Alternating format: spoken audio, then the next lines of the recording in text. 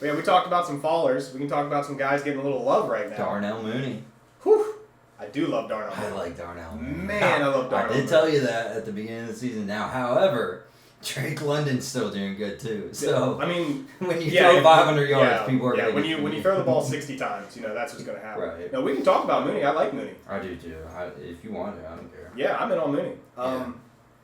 I don't think that Mooney is going to stick as the number one target like he has been the last few weeks. I do think that's going to eventually go to the Drake London side. Yeah. But man, if I'm not trying to start Darnell Mooney almost every week. Yeah. I think I'm going to keep hitting him, keep going for it. I think it could be one of them Rashid Shaheed and Chris Olave thing where, they play the Chiefs, like, hey, man, go Darnell Mooney. Absolutely. And, I mean, we've talked about the connection that Cousins has with him and how he wanted him there. Yeah. And he's made it shown why, for sure. Right, Cousins saw what you saw. Mm-hmm. So this guy's an elite receiver with great traits, good hands. Yeah. The problem that I'm having, and Darnell Mooney is getting his shot right now. Yep. The problem I'm having is I'm watching a couple of these games, and I'm like, Darnell Mooney should be making a few more of these catches, and they should have a better connection right now. Yeah. Now, I mean, who knows? At the end of the year, they both connect better. Then then he's going to be getting even more points than what he's getting now. Yeah. But yeah, I mean, for now, I think he's a must start. I agree. I think Kirk's gotten better every week. Yeah. Which has really, just. It does my soul good to see Jaden Daniels and Kirk Cousins both tearing up the NFL at the same time. It's like, man, we were so right. But at the same time, so wrong as we let them go. It's like, what are we doing? Absolutely. Yeah, I mean, I think if you're a Kirk Cousins hater, honestly, you just don't even belong in football. Go some other sport like soccer. Yeah, absolutely. That guy's a baller. Yeah, everybody likes him. And he's one of those dudes that loves football. Yeah. You can tell Kirk just wants to play ball. Man. Yeah. I love it. Gamer. Gives me Stafford vibes. For sure. Yeah, well, Stafford's another guy you gotta like too. So. Oh yeah, for sure. So yeah, go Kirk. Go Kirk. I'm in on Kirk. And on Kirk. Are you in on Tank Bigsby?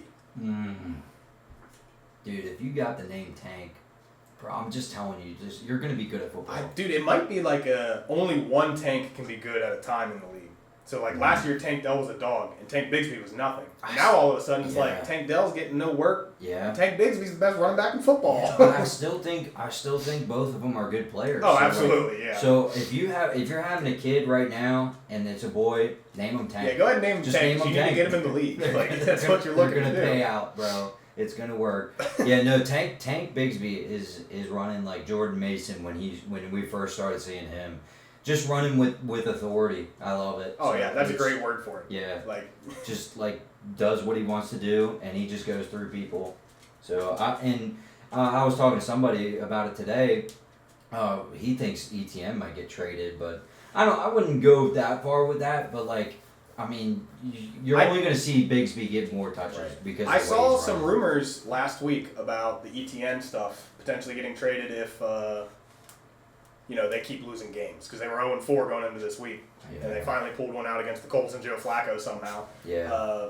They probably would have won by 40 if Richardson was playing. But Bigsby had 7 more carries than ETN did this week. Yeah. I mean, it was only 13 and 6, but 6 carries for ETN is not what you were seeing last year. I want to count with that because I think ETN is more of a receiving back kind of guy. for sure. I agree. I don't think that's on the table for Tank Bigsby as a player, is stealing the receiving work from ETN. I think he did have a couple receptions. Yeah, he did have one for 14 yards or something. Okay. I thought it was a big one, a big game or something. I don't foresee it being Tank Bigsby's backfield at any point this season.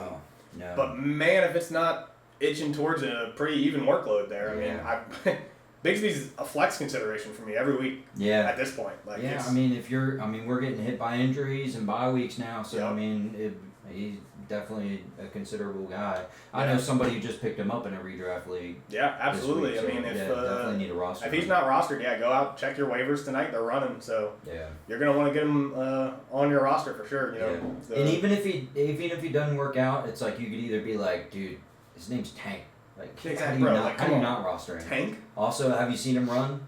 He's cool. He's a cool player to watch. So he's not the same guy we saw last year. No. Not at all. No. Forget the Tank Bigsby we saw last year. Yeah, He doesn't exist right now. Because he was like fumbling and. Oh, he fumbled his first touch, and then he was and basically ethered from the team for the entire season. Just 2 yards of carry kind of stuff, like the least efficient back by every metric imaginable. It's almost like Kyron Williams. Yeah. Like after his rookie year, it was like, oh, slow plotter, not getting anything done. Doesn't look good when he does get the ball, and then the next year. Yeah, because who was playing over him? Like Darnell Henderson or something? Darrell Henderson, yeah. I mean, it was just crazy stuff. But yeah, Tank Bigsby looking good. Does look good. Looks like the guy.